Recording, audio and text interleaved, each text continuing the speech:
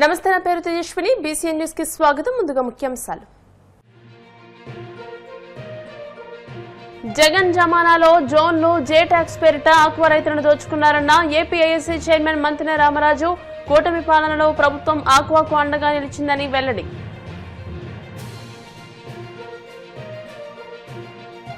జగన్ భీమవరం పర్యటన విజయవంతం కావడంతో కూటమి నాయకుల్లో వణుకు పుట్టింది. వైసీపీ పశ్చిమ గోదావరి జిల్లా అధ్యక్షుడు ముదునూరి ప్రసాద్ రాజు విమర్శలు.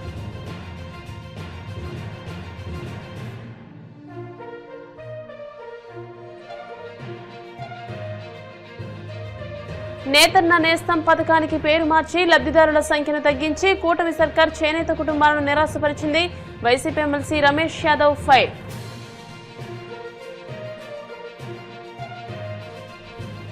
హర్యానాలో తొలి హైడ్రోజన్ ఫ్యూయల్ సెల్ రైలుకు పచ్చజెండా ఊపిన ప్రధాని మోదీ. 12,470 కోట్లకు పైగా విలువైన జాతీయ రహదారుల ప్రాజెక్టులకు శ్రీకారం. గత వైసీపీ పాలనలో ఆక్వా రైతులు విద్యుత్ ఛార్జీల భారం, ఆక్వా ఉత్పత్తులకు ధర లేక నష్టాల్లో కూరుకుపోయారని, ఆక్వా, నాన్ ఆక్వా జోన్ నిబంధనలతో రైతులు సతమతమయ్యారని, కూటమి ప్రభుత్వం నాన్ ఆక్వా జోన్ ఎత్తివేయడంతో రైతుకు వెసులుబాటు కలిగిందని APIC chairman, TDP politburo సభ్యుడు మంతిన రామరాజు అన్నారు. మంగళగిరి టీడీపీ కేంద్ర కార్యాలయంలో ఆయన మీడియాతో మాట్లాడుతూ జగన్ జమానాలో జోన్లు జే ట్యాక్స్ పేరిట లూటీ చేస్తే కూటమి హయాంలో ఆక్వా రైతుకు ప్రభుత్వం అండగా నిలిచిందని అన్నారు. కూటమి 2 ఏళ్ల పాలనలో ఆక్వా, నాన్ ఆక్వా జోన్ పరిధిని తీసేసి మొత్తం అప్సడా పరిధిలోకి తీసుకురావడం వలన 1.40 లక్షల రైతులకు మేలు జరిగిందని అన్నారు. వైఎస్ఆర్సీపీ గత ప్రభుత్వంలో చేసినటువంటి మోసాల్ని కప్పిపుచ్చుకుంటానికి నిన్న పశ్చిమ గోదావరి జిల్లా వచ్చి భీమవరం హెడ్ క్వార్టర్లో ఒక మీటింగ్ పెట్టి అవాస్తవాలు మాట్లాడడం జరుగుతూ ఉంది. ముఖ్యంగా గుర్తుపెట్టుకోవాలా, ఏది చెప్పినా కూడా పేపర్ మీద ప్రతిదీ కూడా ఉంటుంది. ఎందుకంటే మనం చూస్తున్నాం, ఎప్పుడూ కూడా ఆక్వా రంగానికి ఎప్పుడూ కూడా బలమైనటువంటి ఎప్పుడైనా సపోర్ట్ ఉందంటే ఎప్పుడు కూడా తెలుగుదేశం పార్టీ, గౌరవ నారా చంద్రబాబు నాయుడు గారి నాయకత్వంలో. నిన్న చెబుతూ ఉంటాడు ఆయన 3 రకాలుగా 4 రకాలుగా.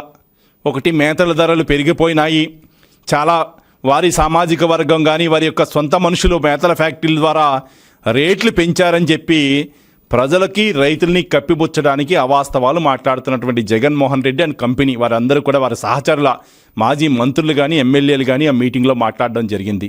మేతలు ఒకటే కాదు, వారు కరెంటు మీద కూడా మాట్లాడడం జరిగింది. పవర్ మీదే కాదు, ఎక్స్పోర్ట్లో కూడా నష్టపోతున్నారు, వారి యొక్క సొంత మనుషులు చేస్తున్నారని చెప్పి అవాస్తవాలు మాట్లాడుతూ ఉన్నారు.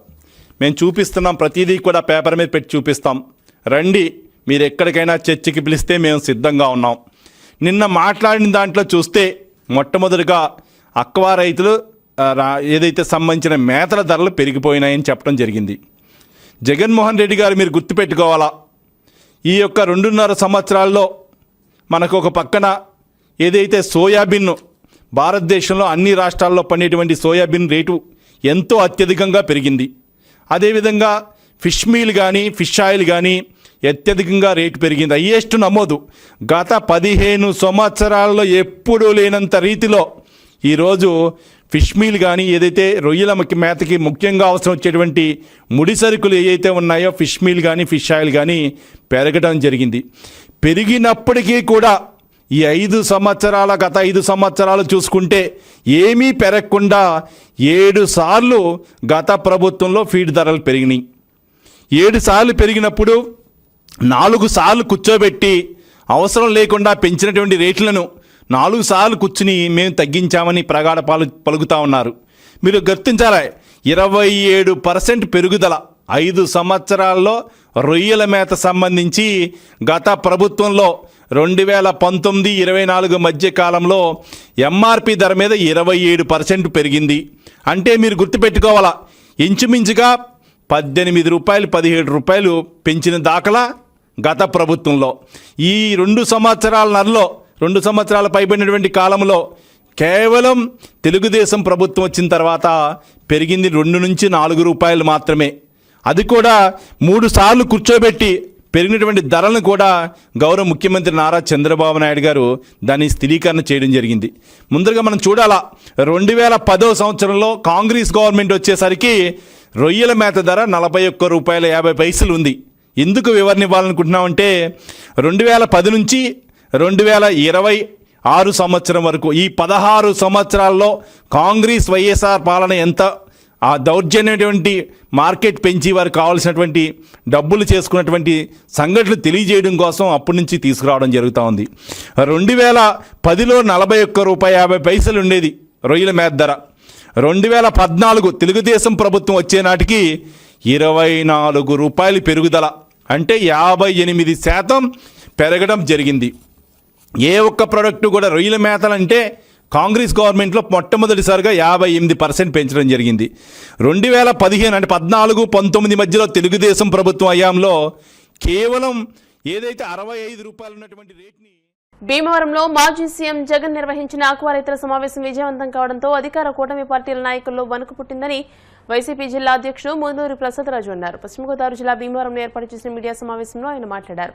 సంక్షోభంలో ఉన్న ఆక్వా రంగాన్ని ముఖ్యమంత్రి చంద్రబాబు సిండికేట్లతో కుమ్మక్కై ఫీడ్ సీడ్ ధరలు పెంచడం వల్ల రొయ్యల ధరలు తగ్గడంతో ఆక్వా రంగాన్ని భ్రష్టు పట్టించారని, దీంతో రైతుల్లో తీవ్ర వ్యతిరేకత వ్యక్తమై పలు ఆందోళనలు పోరాటాలు చేపట్టారని అన్నారు. జగన్ దృష్టికి ఆక్వా రైతుల సమస్యలు తీసుకువెళ్లడంతో ప్రభుత్వాన్ని నిలదీయడానికి నిర్వహించిన ఆక్వా సమావేశానికి రైతులు పెద్ద సంఖ్యలో హాజరై ప్రభుత్వానికి కనువిప్పు కలిగించే ప్రయత్నం చేశారని అన్నారు. భీమవరం సభను విజయవంతం చేయడానికి కృషి చేసిన వైసీపీ శ్రేణులు, ఆక్వా రైతు సంఘాల నాయకులు, ప్రజలకు ప్రసాదరాజు ధన్యవాదాలు తెలియజేశారు. ఎమ్మెల్సీ కబూరు శ్రీనివాస్ మాట్లాడుతూ ఎన్నికల్లో రైతులకు ఇచ్చిన హామీలను ప్రభుత్వం తక్షణమే అమలు చేయాలని, లేకుంటే జగన్ పోరాటం రాష్ట్ర స్థాయిలో మరింత ఉధృతమవుతుందని హెచ్చరించారు. భీమవరం నియోజకవర్గ సమన్వయకర్త చినిమిలి వెంకటరాయుడు మాట్లాడుతూ ఆక్వా రైతులకు జగన్ అండగా నిలుస్తానన్న హామీతో రైతులకు కొండంత బలం వచ్చిందని అన్నారు. తాడేపల్లిగూడెం ఉండి నియోజకవర్గాల సమన్వయకర్తలు వడ్డీ రఘురాం, పివిఎల్ నరసింహరాజులు మాట్లాడుతూ జగన్ భీమవరం వస్తున్నట్టు తెలియగానే ప్రభుత్వం రొయ్యల ధర 100 కౌంటుకు 10 రూపాయలు పెరిగేలా చర్యలు తీసుకుందని అన్నారు. ఇప్పటికైనా ఆక్వా రైతుల సమస్యను పరిష్కరించుకుంటే ప్రభుత్వానికి తగిన గుణపాఠం తప్పదని హెచ్చరించారు. ఈ సమావేశంలో వైసీపీ నరసాపురం పార్లమెంటు సమన్వయకర్త గూడూరి ఉమాబాల, పార్టీ నాయకులు కామన్ నాగేశ్వరరావు, ఎడ్ల తాతాజీ, శ్రీనివాసరాజు, చబాకుల సత్యనారాయణ, చిగురుపాటి సందీప్, గాదిరాజు రామరాజు, కోడ యుగంధర్ తదితరులు పాల్గొన్నారు.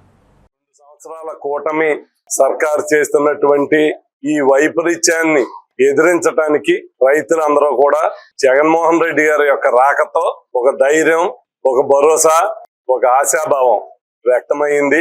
ఖచ్చితంగా ఈ నిన్న జరిగినటువంటి మహాసభ చూసి కేంద్ర రాష్ట్ర ప్రభుత్వాలు రైతులకి మేలైన నిర్ణయం తీసుకుంటుందని భావిస్తా ఉన్నాం. మామూలుగా చిన్న స్థాయిలో రైతులందరూ ధర్నాలు చేస్తే, పోరాటాలు చేస్తే, ఈ ప్రభుత్వం మీద ఒత్తిడి చేస్తే కనీసం పట్టించుకోనటువంటి ఈ రాష్ట్ర ప్రభుత్వం, ఈ రైతు సంఘాలన్నీ జగన్మోహన్ రెడ్డి గారిని కోరటంతో ఆయన రైతుల మీద ఉన్నటువంటి గౌరవంతో ఇచ్చిన మాట నిలబెట్టుకుని టైం ఇచ్చి, ఆ టైంలో ఈ ప్రభుత్వం స్పందించకపోతే ఈ రైతులు చేస్తున్నటువంటి పోరాటానికి సంఘీభంగా రావటం ఈ రాష్ట్ర ఆక్వా రైతు, చేపల రొయ్యల రైతుల్లో ఒక ధైర్యాన్ని నింపడం చాలా సంతోషంగా ఉంది. ఎందుకనంటే ఆక్వా రంగ చరిత్రలో ఇలాంటి సంక్షోభం ఎప్పుడు కూడా తలెత్తలేదు. రైతులు పక్షాన మాట్లాడవలసినటువంటి, అండగా నిలబడవలసినటువంటి ప్రభుత్వం ఈ రాష్ట్రంలో ఉన్నటువంటి ఆక్వా రైతులందరూ కూడా కదిలి రావటం వారిలో ఉన్నటువంటి ఆవేదనని గుర్తు చేస్తా ఉంది. ఎప్పటికైనా ఈ ప్రభుత్వాలకి కనువిప్పు కలగాలి. నిన్ననే అన్ని చెప్పున్నారు జగన్మోహన్ రెడ్డి గారు. ఈ ప్రభుత్వం చేస్తున్నటువంటి వైఫల్యాలు ఒక ఆక్వా రైతునే కాదు, అన్ని వర్గాల ప్రజలు ఇవాళ రోడ్డెక్కేటువంటి పరిస్థితి 2 సంవత్సరాల్లోనే ఏర్పడింది. చెయ్యాలంటే ప్రభుత్వాలు జోక్యం చేసుకోవచ్చు, మనసుంటే మార్గం ఉంది. కానీ కావాలని చేస్తుంటే, దొంగ నిద్రపోతుంటే నిద్ర లేపడం కష్టం. అలా ఈ ప్రభుత్వం ఎంతమంది రైతులు, ఈ రాష్ట్ర ప్రజలు మోసపోయి మరొకసారి వెన్నుపోటుకు గురయ్యి అలో లక్ష్మణ అంటే పట్టించుకునేటువంటి పరిస్థితి లేకపోవటం. ఇలాంటి సందర్భంలో భీమవరం జగన్మోహన్ రెడ్డి గారు రాక ఆక్వా రైతుల్లో ఒక నూతన ఉత్సాహం ఏర్పడింది. అందరూ కూడా మరొకసారి దీనికి సహకరించినటువంటి రైతాంగ సోదరులకి, మా వైఎస్ఆర్ పార్టీ కేడర్ అందరికి, ఎందుకంటే ఇలాంటి సభలో 7 నియోజకవర్గాలే కాదు, చుట్టుపక్కల అన్ని జిల్లాల నుంచి కూడా మా కోఆర్డినేటర్స్ గాని అందరూ కూడా పార్టీ కేడర్ అంతా కూడా రైతులకు సంఘీభంగంలో నిలబడటంలో ప్రతి ఒక్కరూ కూడా అహర్నిశలు పూర్తి స్థాయిలో శ్రమించారు. అలాగే ఎన్నో ఇబ్బందులు కూడా ఎదుర్కొన్నాం, చూస్తున్నాం. జగన్మోహన్ రెడ్డి గారు వస్తున్నారని అంటే పోలీసు బందోబస్తు కుదించేశారు. భద్రతా వైఫల్యం, ఈ ప్రభుత్వ వైఫల్యం తేడతెల్లమైంది. మీరు అందరూ చూస్తున్నారు మీడియా సాక్షిగా. తక్కువ మందిని మెన్ ఇవ్వటం వల్ల ఇచ్చినటువంటి మెన్ ఏం చేయగలరు? ఒక మాజీ ముఖ్యమంత్రి, ప్రజాదరణ కలిగినటువంటి నాయకుడు వస్తున్నాడు అని అంటే కనీసం భద్రత ఇవ్వాల్సినటువంటి బాధ్యత ఈ ప్రభుత్వానికి కాదా? ఎక్కడన్నా తొక్కిసలాట జరిగి ఎవరన్నా ఇబ్బంది పడితే ఏం మాట్లాడతారు మళ్ళీ ఈ ప్రభుత్వం?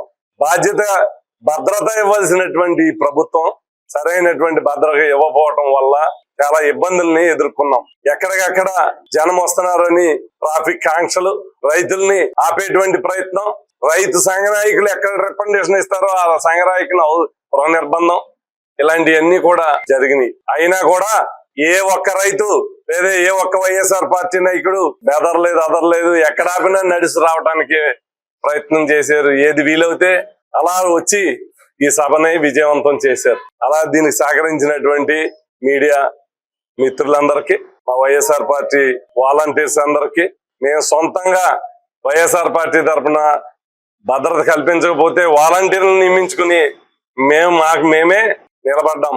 వారందరికీ, పార్టీ క్యాడర్ వరకు కింద వరకు ప్రతి ఒక్కరికి, రైతు సంఘాలు, రైతు నాయకులు అందరికీ ప్రతి ఒక్కరికి హృదయపూర్వకంగా వైఎస్ఆర్ పార్టీ పరంగా దేశం అంతా చూసేలా విజయవంతం చేసిన ప్రతి ఒక్కరికి హృదయపూర్వకమైనటువంటి కృతజ్ఞతలు తెలియపరుస్తున్నాం. వాస్తవానికి ఆక్వా రైతులు పడుతున్న కష్టాలని, ఇబ్బందుల్ని దగ్గరుండి తెలుసుకోవాలన్న ఆలోచనతోటి మరి జగన్మోహన్ రెడ్డి గారు ఇక్కడికి రావటం, వచ్చిన తర్వాత ఎన్నికల ముందు ఆక్వా రైతులకి అది చేస్తాం ఇది చేస్తాం అని చెప్పేసి కూటమి ప్రభుత్వం అనేక రకాలైనటువంటి హామీలు ఇచ్చిందో ఆ హామీల్లో ఏ ఒక్కటి కూడా ఈ 2 సంవత్సరాల్లో నెరవేర్చకుండా చంద్రబాబు నాయుడు మరి ఆక్వా రైతులను ఏ విధంగా మోసం చేశారన్నది కూడా నిన్న చాలా క్లుప్తంగా జగన్మోహన్ రెడ్డి గారు చెప్పడం జరిగింది. చంద్రబాబు నాయుడు గారి ఆలోచన ఎప్పుడు ఏ విధంగా ఉంటుందంటే, సిబిఎన్ అంటే సిండికేట్ సిండ్రోమ్. ప్రతి విషయంలో కూడా, ఈ ఆక్వా విషయంలో అవనివ్వండి, వేరే విషయాల్లో అవనివ్వండి, ప్రతి దాన్ని కూడా ఒక సిండికేట్ చేసి ఆ సిండికేట్ ద్వారా మనకి ఎంత వస్తుంది వాళ్ళకి ఎంత వస్తుంది అన్న ఆలోచనతోటే ఉంటాడు తప్ప రెండో పని ఏమీ లేదు. ప్రజల్ని ఏ విధంగా మోసం చేయాలి, ఆ సిండికేట్ వ్యవహారం తోటి మనం ఏ విధంగా దోచుకోవాలన్న ఆలోచనతో చేస్తాడు. నిజంగా ఈ ఆక్వా రంగానికి సంబంధించి పర్చేజ్ ఫీడ్ కంపెనీలు ఉన్నాయి, ఆ కంపెనీలు అన్నిటిని కూడా ఒక సిండికేట్ చేసి ముందు వాళ్ళతో డిస్కషన్ చేసుకుని మీకెంత మాకెంత అని చెప్పేసి మీరు ఈ విధంగా రేట్లు పెంచండి, నేను తర్వాత చెప్తాను ఈ రేట్లు తగ్గించండి అని చెప్పేసి వాళ్ళతో ముందు డిస్కషన్ చేసుకుని మొత్తం రాష్ట్రాన్ని ఏ విధంగా, రాష్ట్రంలో ఉన్నటువంటి ప్రజలను ఏ విధంగా మోసం చేయాలి, రాష్ట్రానికి ఉన్నటువంటి ఆదాయాలు ఏ విధంగా అణగదొక్కాలన్న ఆలోచన తప్ప రెండోది ఏమీ లేదు.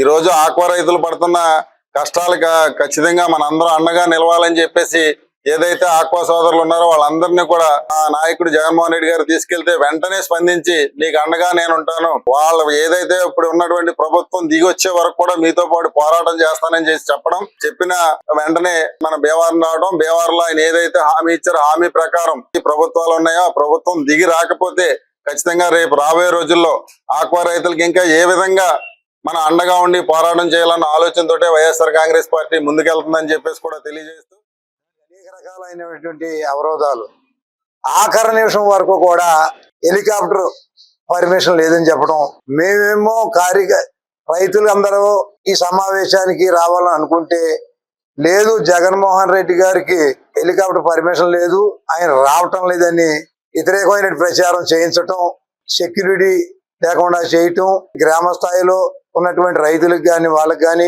మీరు ఈ సమావేశానికి వెళ్తే ఇంకా 3 సంవత్సరాలు ప్రభుత్వం అధికారంలో ఉంటుంది, మీకు రావాల్సినటువంటి పెన్షన్లు కానీ వాటికి కానీ అవరోధాలు కలిగించే అవకాశం ఉంటుంది కాబట్టి మీరు ఎవరు వెళ్ళొద్దని చెప్పించటం, ఇలాంటి కార్యక్రమాలు ఎన్ని చెప్పినప్పటికీ కూడా భీమవరంలో సదస్సు రైతుల యొక్క ఆక్రందన ఒక ఉప్పిల్లా పెరిగి భీమవరం అంతా కూడా ఏ రోడ్డు చూసినా జన సందోహంతో జగన్మోహన్ రెడ్డి గారి యొక్క సందేశాన్ని వినడం కోసం ప్రజలందరూ కూడా రావడం జరిగింది. జగన్మోహన్ రెడ్డి గారి పర్యటన స్టార్ట్ అయిందాగానే 100 కౌంట్ 10 రూపాయలు పెంచారు. నన్ను పొద్దున్న 10 గంటలకే పెంచి నిన్న సాయంత్రమే ఇవాళ ఏదైతే ఫీడ్ మీద అచ్చెన్నాయుడు గారి సమక్షంలో ఒక మీటింగ్ పెట్టడం జరిగింది. ఏదో మాటకు ముందు ఒకసారి గొడ్డల పార్టీ అని చెప్పడం జరిగింది. ఇవాళ ఈ దేశంలో జాతీయ అధ్యక్షుడిగా ఉన్నటువంటి చంద్రబాబు నాయుడు గారికి వెన్నుపోటు అనే పేటెంట్ రైట్ ఈ భారతదేశం జాతీయ అధ్యక్షుడిగా నీకు ఇచ్చారు. మేము ఎప్పుడు నీదేదో వెన్నుపోటు పార్టీ అధ్యక్షుడు చంద్రబాబు నాయుడు లేకపోతే వెన్నుపోటుకి కూటమి పేటెంట్ రైట్ అని మేము ఎప్పుడు అనలా. ఆ సభ్యత సంస్కారం మాకు వైఎస్ జగన్మోహన్ రెడ్డి గారు నేర్పారు. మీరు మాట్లాడితే జగన్ గారు అనే భయాన్ని మీరు మనసులో పెట్టుకుని మీరు నోటుకొచ్చి మాట్లాడతాం అచ్చెన్నాయుడు గారు ఇది మంచిది కాదు. మీరు ఆక్వా రైతులకు ఏం చేశారో చెప్పండి. 169 జీవో ఇచ్చారు. ఓపెనర్ సబ్సిడీ ఇమీడియట్ గా ఇస్తామని చెప్పారు. అందులో డేట్ ఏమన్నా మీరు మెన్షన్ చేశారా?